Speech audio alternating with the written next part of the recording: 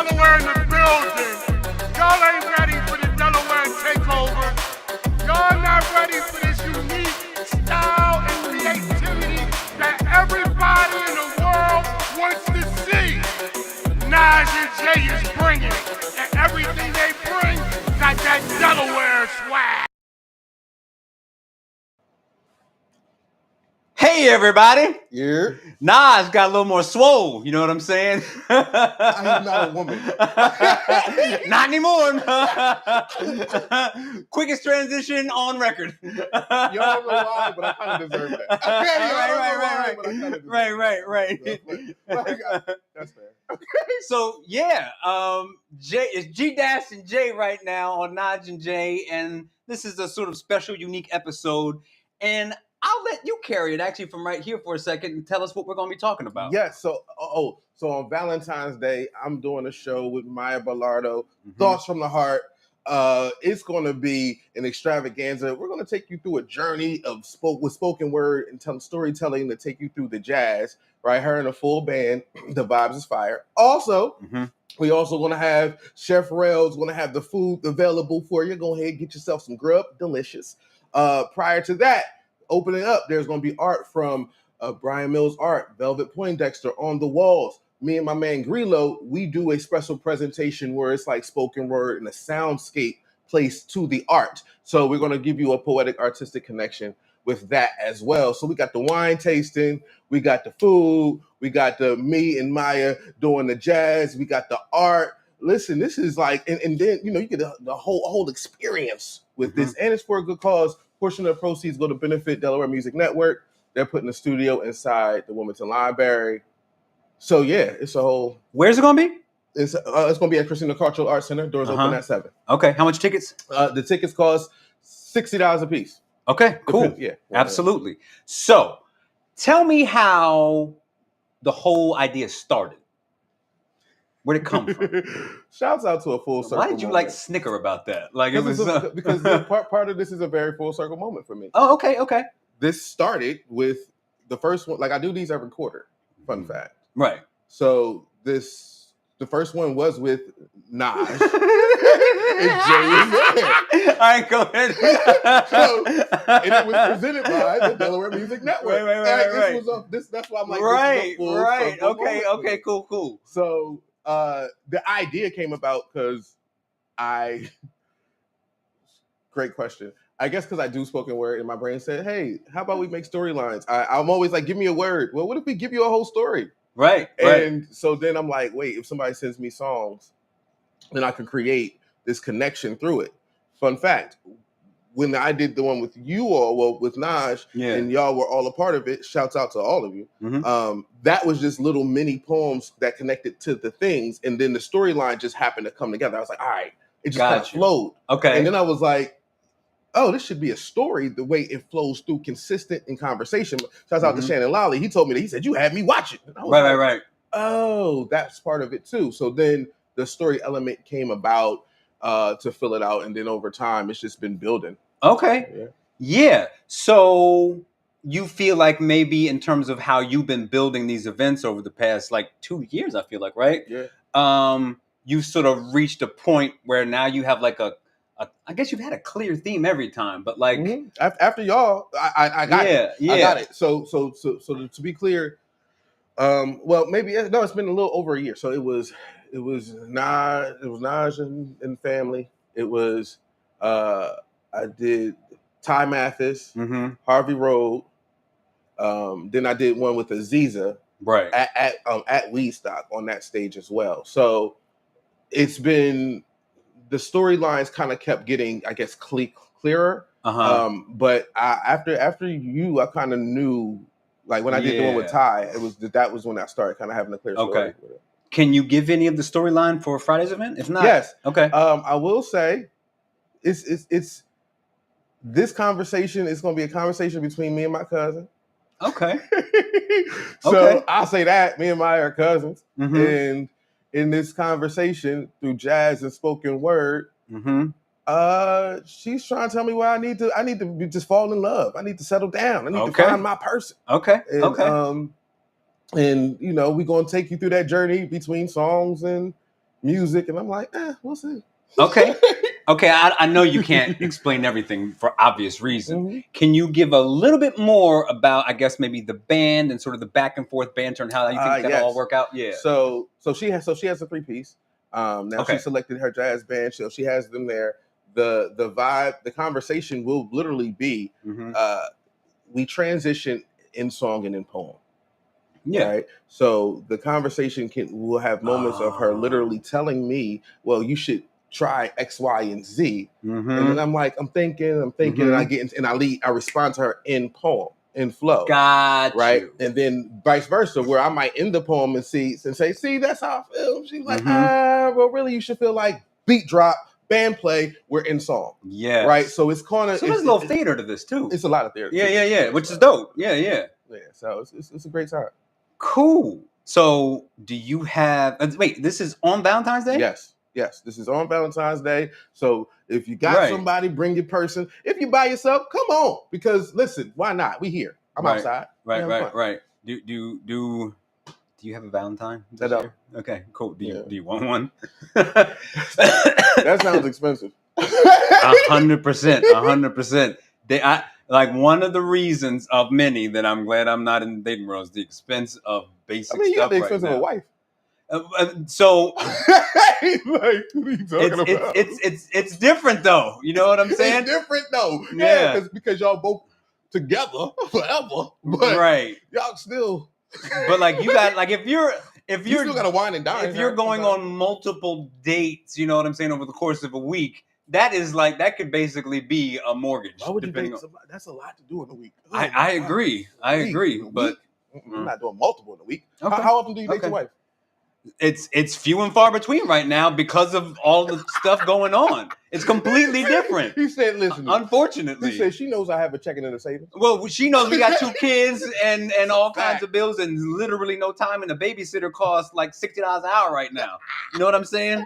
So it's an undertaking. You know what I mean? It's hard to find time. Yeah. Time is fleeting in this world in general. Mm-hmm. So you gotta make the most of it when 100%. You can. So listen, that's why y'all gonna come out, make the most of it when you can. That's all I'm saying. What do you think people will walk away with? I think they'll walk away feeling warm. Okay. Feeling hopeful.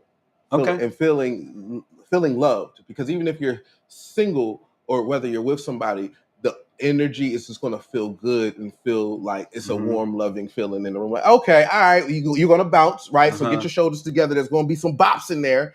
Okay. It's a high energy. Like I said, there's going to be food. There's going to be wine. And you're also going to have an artistic feel because it's meant to be art. A lot of times people don't get to experience art like they should, in my opinion. I don't just mean art on the walls. I mean art in general. But these artistic moments matter. If we can have art and entertainment, let's have fun.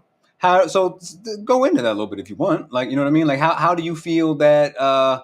Why do you think people don't experience art like they should, and how should they experience it? I think, so to your point, I think there's no correct way to experience art, but I do think that people should be open to new experiences. I think a lot of times we get, we have phones and we have things kind of fed to us in ways that we don't always experience them with an open mind. We're kind of aimed at journeys versus exploring the journey and enjoying it in the pathway of what's ever put in front of us, right? Oh, like we live in anticipation. We can listen, cell phones do that. Social media does that. I can't wait to see what's going to happen. I can't wait to see what's going to happen.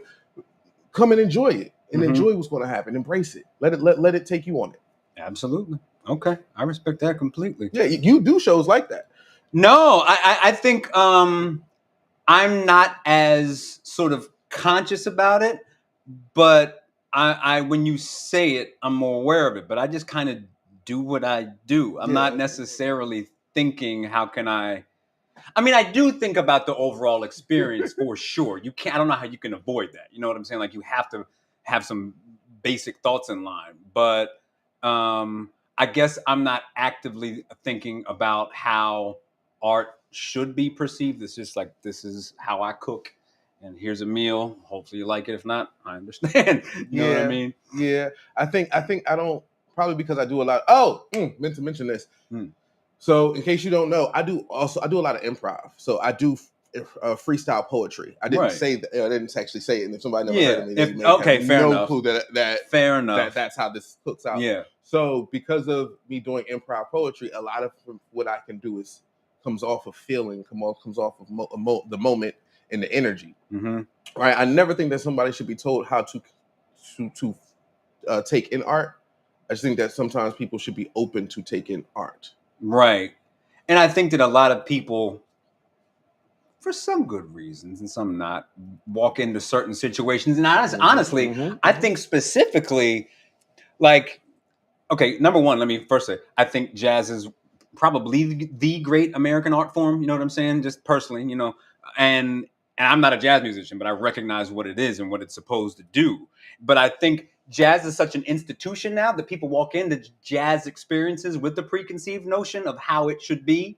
And that leaves it open for you to play with that. And I know that that's going to happen to some capacity with you guys because I know you, quite frankly, you know what I'm saying? So, fun fact. Yeah. I was wrong completely about my perception about jazz. I had to go to a show. I did a show with, well, I didn't do a show. Richard Hill does a show at the Black Squirrel Club in Philly, right? And I rolled up there with them. Shouts out to him and K-Mac. Yeah. And it was an open mic, and I'm performing, but and I got on there, and I didn't realize how free flowing jazz was. Cause in my brain. But it depends. But you saw good modern jazz. You know what I mean? Yes. Well, yeah, I got a little spoiled, but it is when you think of jazz standards, and then mind you, I between the Clifford Brown Festival, of course, we do we were doing the thing in the summer, so we saw a lot of jazz bands on that stage too, and they can be so clean and crisp that you may not even realize how free flowing the vibe is when they're actually playing. So. And it's funny. Also, shout out to Jonathan Whitney because he told me about that as well. And y'all got something coming up too. I'm gonna mention it because I'm here. Yeah. Sunday. Right. Yeah. So if y'all come see me, then go see him. I'm telling you. Okay. But yeah, what is y'all? What's your situation with Sunday? Jonathan on Sunday? Yeah. So the thing on Sunday was supposed to have happened on Martin Luther King Day. It's going to be in conjunction with Dr. Tracy Curry at Sam Church, and Jonathan has put together a set of music, including Terry and some original stuff from him and some of the stuff that he's done before, because he's got some new music along this time. And it's basically me as the, tenor. Terry's doing her poetry and a little bit of singing too. Jonathan obviously is behind the drums and a couple of other bandmates. I think it's a 3 or 4 piece. And, it's all speaking to what Dr. King represents, and it's also, and I'm hoping I'm not speaking for him, I'm hoping I'm speaking for him accurately, but it's also supposed to speak to the current times and kind of give people the uplift that they likely need under the current political situation that we're in. You know what I'm saying? So okay, all right. So I guess, and it's all in the idiom of jazz. So right. So fresh after that Kendrick show, I respect it. Yeah, how'd you feel about that? I loved it. Okay. Now, and I will say this about my show as well. Fun fact, I can give this away. There's a poem that I'm going to do where the theme is Coretta, Gwen, or Betty. Okay. But the theory is, you remember when old boy was like, "She's my Coretta."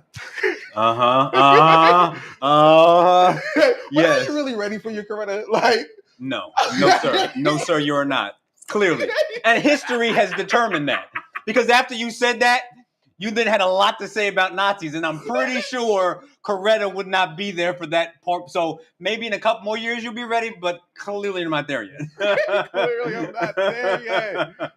So listen, you gotta be prepped for your Coretta, your Betty, or your Gwen. So I listen.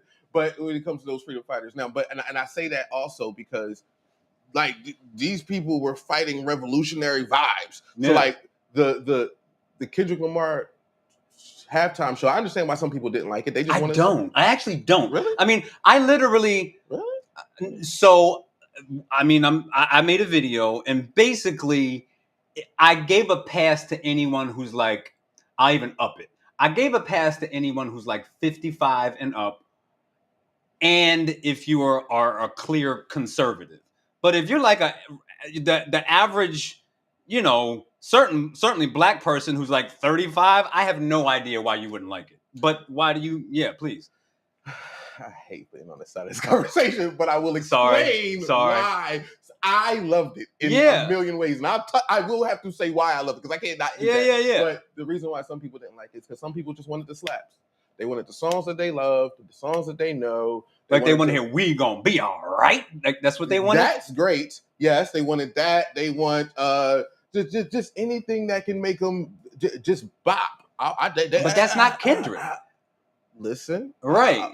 So just say you don't like Kendrick, but you didn't like his shows. No, because even some of the songs that he has, like they would have been fine with King Kunta playing. They'd have been fine with Backseat Free. All my life, so? I want money and money trees. He got songs, he got bops. But King Kunta, they want. But even that has a real message. But yeah, they all have messages, but they wanted the ones they were familiar with. They don't want the songs that they did not know. But he did Not Like Us, which was like, like that song is almost at the level of like, Don't Worry, Be Happy. It got so big. You know what I'm saying? It is. So it's like, but for what some people wanted, again, but that was also a part of the message. Mm-hmm. There was a lot of underlying messaging throughout the whole thing that for people who were at a Super Bowl party, drunk, chilling with their friends, or having their kids, whatever the situation is, they didn't want to think that much. And that's fine. They wanted to watch the slaps, then get back to the game. That's why some people didn't want that. They wanted they didn't want a theatrical show, which is what he gave you. Yeah, he started off with Uncle Sam. He gave you a show. He wrote like performance sets for this. That's not what they wanted. Yeah, I don't know how like that's why I was kind of saying like I feel like if you didn't like what he did, you generally don't like Kendrick Lamar because that's what Kendrick really does. You know what I mean? Or they like him in context. I'll take that. They like him in context. They wanted this part of Kendrick. They wanted a specific part. I want this part of Kendrick. Or they didn't want him to do Super Bowl in the first place. They didn't pick him. Like I could understand why you would want Wayne over Kendrick in terms of like because Wayne got bops. That's pretty much what he does. You know what I'm saying? And I get that, but like it's Kendrick, so you're going to get Kendrick. I think also for me, as a poet, right? There's no way I couldn't like a poet on that stage. I love hip hop, right? So there's a couple boxes I check in this, but and then the theatrical show of all those people. He used that whole stage. He moved around that whole stage, the lighting, the sound, the sound did mess up a little bit, but it was a lot of great art. That's what people didn't want to consume art. They wanted entertainment. So the people who didn't like it, they just wanted to be entertained. Entertain me. And can he entertain you? I think if he gave you you got the pop out, you got other things that might have been less. I mean, you got Serena Crip walking, bro. I don't know what else you want, but to each his own. Yeah, nah, that ain't what they wanted. They again, it was in context. They wanted to. He gave there were acts and scenes and in different dialogues. Him in front of the street lights with all the brothers there. Like this Uncle is Sam. A show, right? Come on, bro. But if somebody just wanted to be drunk, and, look at it, this wasn't that. It was not that. In context, it also wasn't. But I'm a drinker. You know what I'm saying? Like I'm a drinker's drinker, and I know I'm an artist too. Yes. And kind of snotty about it. Yes. But for you. But that's I could have enjoyed Wayne just as much. Like, you know what I'm saying? Like tequila makes everything a little bit better. And it doesn't ruin Kendrick tequila or Kendrick doesn't ruin my, tequila high, if you will. You know what I'm saying? No, but you can have intellectual conversation on tequila. Yeah, that's when they're more fun. Okay, some people, but just a little bit of. Some people ain't doing that. They just go and they not even about the tequila. They could be 2-3 beers. They're not doing that. like understand. Some people don't think that way at all. Listen, it's Kendrick, man, but. I'm glad that we agreed that from our perspective it was a good beautiful show. Art. Yeah, I think the interesting part about diversity is that it comes with diversity. Yeah. So there are going to be people who don't like certain things, and they're not supposed to. My favorite part about it, as a whole, right, is it is polarizing. When I tell you it's art, you have the world split. People hate it. People love it. That's art. I don't care how someone may feel. What true art is, it makes people feel. It made people uncomfortable. It made people confused. Really, is this what we're doing? It made people like. There's so many things like, oh man, I can't believe I'm watching this. Like so many. Oh my God, I'm watching this.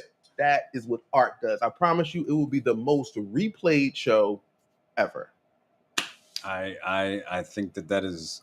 I think and hope that that's accurate. You know what I'm saying? Yeah. So Yeah. then I guess go ahead. Yeah, please. Mm. Bringing it back around. You'll have your chance on Friday. Another opportunity to present your art. So yeah. Anything else you want to say about it? I will. Let me pull up the flyer while we're going. Okay. Just so you can see that. Ah! Here we go. Listen, go ahead. Yeah, that was another joke. Anyway. Right. There we go. That was funny. Yeah.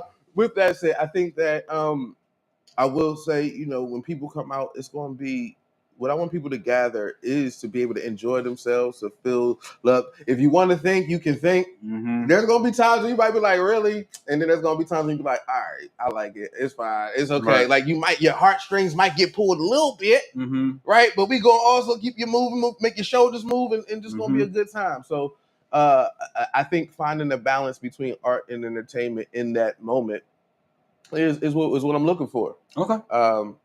Yeah. So that's what I'm gonna do. Okay. Dress code. Listen, it's not like there's a hard dress code, but I suggest you throw on a slack. I suggest you throw on a shoe. I should listen. I ain't gonna say tuck your shirt, and you can leave it loose, but at least have it. You maybe you should have it buttoned. Okay, maybe you should look like something that she want to take home. Mm-hmm. Okay, listen, I'm just saying, smell good.